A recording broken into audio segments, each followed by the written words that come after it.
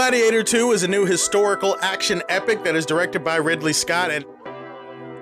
Actually, hold on a second.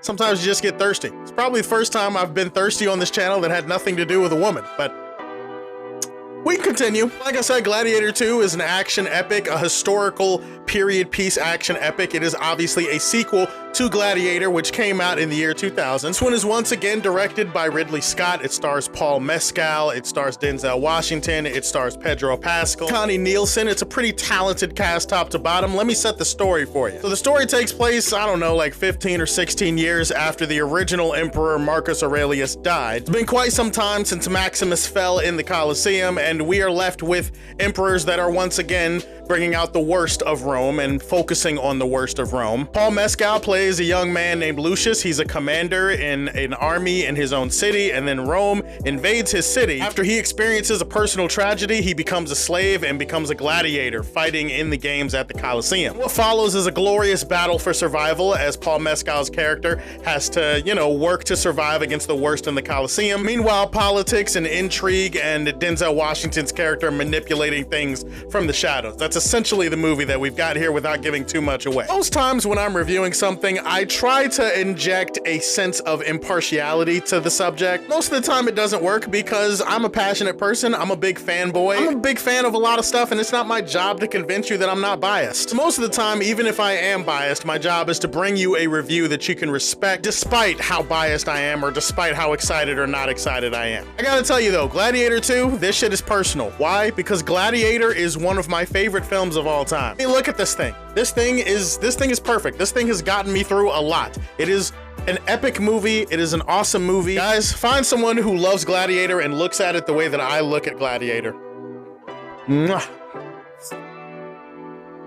It's not that weird. When I first heard they were making a Gladiator 2, I was a little bit skeptical because I was like, Gladiator 1 was perfect. It ended the way it was supposed to end. Is Ridley Scott gonna have a story that makes this world worth revisiting? Gladiator 2, while it doesn't reach the heights of the first Gladiator, is a really good movie, and I really dug it a lot. We talk about the epic scale and the scope of everything in this movie, especially when it relates to the cinematography. Beautiful takes, long takes, wide takes. The camera work is sublime and immaculate in a movie like this. This combines with amazing set design to give you one of the best looking movies of 2024. The set design is incredible. It's detailed, it's gorgeous. Everything from the walls of the buildings to the statues and the sculptures to the vases and the pictures. Everything about it is Mona Lisa masterpiece type shit. Like, Ridley Scott doubles down on all of the intricacy that made the first Gladiator so beautiful to look at, capturing this era and capturing the people and the culture. He does such a great job with that in this movie too. Ridley Scott has always gotten some really good performances out of most of his people. Obviously, look at what he did with Russell Crowe in the very first Gladiator movie. To my recollection, that is the first and only Oscar nomination that Russell Crowe has gotten in his career. Granted, we all know he should have also gotten one for The Nice Guys. Paul Mescal is the new lead, and while he's not quite Russell Crowe, he brings a certain savagery and a certain brutality and anger to the role that I think does justify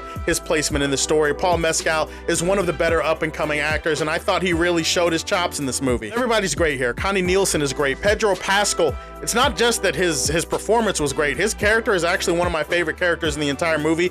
Did not expect that going in. Denzel owns this shit. He crushes this shit. He gives easily the best performance, and he is easily the most fascinating character in the entire movie. There's really not much we can say about Denzel that hasn't already been said. I'm just pointing it out for the movie. Everything about his character, the way he talks, the way he moves, his mannerisms, the way that he can command a scene with just the look, the way that his robes and his clothes sit on him. I would also say that the movie has incredible action sequences. These are some of the best action scenes of the entire year, beautifully filmed and immaculately staged. Granted, there is kind of a gritty intimacy and intensity that the first movie had when it comes to action scenes that this movie doesn't really have because it's trying to go bigger in terms of scale. Obviously, our eyes have become like trained to notice CGI, so there is more noticeable CGI. If you were breaking up with your eyes, you would look at your eyes and how they look at the CGI in this movie, and you'd be like, hey, it's not you, it's me. It's not bad CGI, it's just stuff that you notice. Some of my favorite action set pieces of the entire year just glued to my cerebellum. I'm gonna remember them for the rest of the year. In terms of story, that's where I feel like a lot of people are gonna have a mixed bag, and I'll get into more of that in the negatives. What I can say is that the movie does double down on all of the themes and all of the story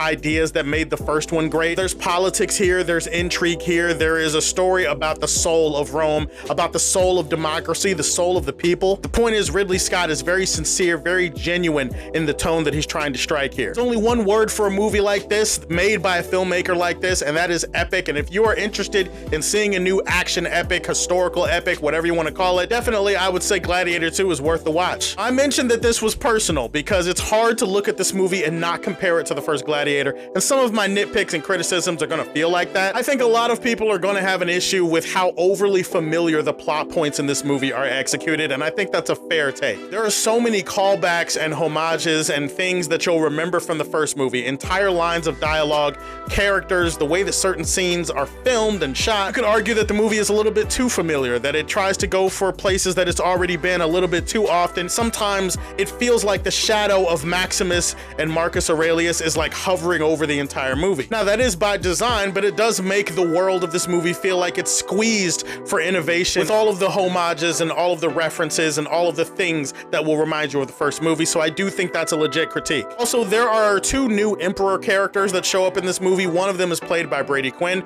who is playing the Human Torch in the new Fantastic Four movie. No disrespect, I can't remember the name of the actor who plays the other Emperor. They're brothers, twins, whatever. They're ruling over Rome during this period. Because of the structure of the story and the way that it's set up, they clearly have set up these characters to be pawns and to feel like they're unimportant, but that was kind of disappointing for me. I wish these characters had a little bit more agency. I wish they had a little bit more to say in everything that was going on around them. They kind of just feel like they're chaotic figureheads for everything that other characters are doing in the movie. I feel like if you had made them actual people, you could have really enhanced the themes and the story ideas that you were going for here. There is also some things about the third act of this film that are going to feel rushed. I want to talk about Paul Mescal's character for a second, because his character Lucius is a good character and the acting is pretty good, but when it comes to how his story arc was executed, I was left a little bit dissatisfied. His character arc and the transitioning between that arc and another arc that he's going through in the movie just does not feel earned, and there's less emotion behind it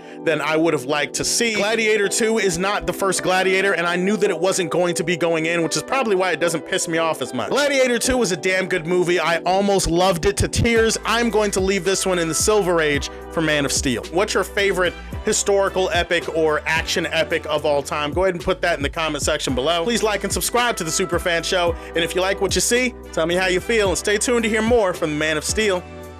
Peace.